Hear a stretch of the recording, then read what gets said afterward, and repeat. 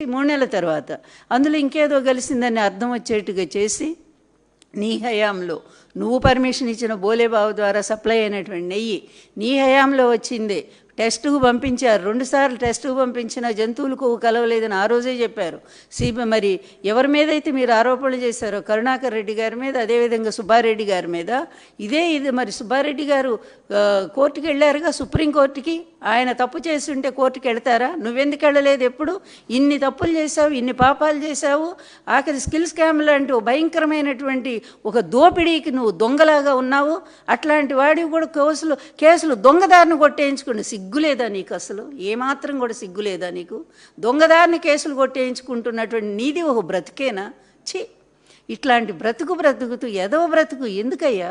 బతికిన 4 రోజులు కూడా ఒక మహారాజులాగా, ఎన్టీఆర్ లాగా, లేకపోతే వైఎస్ రాజశేఖర రెడ్డి లాగా బతకాలన్నారు. కానీ నీ బతుకు ఒక బతికేనా?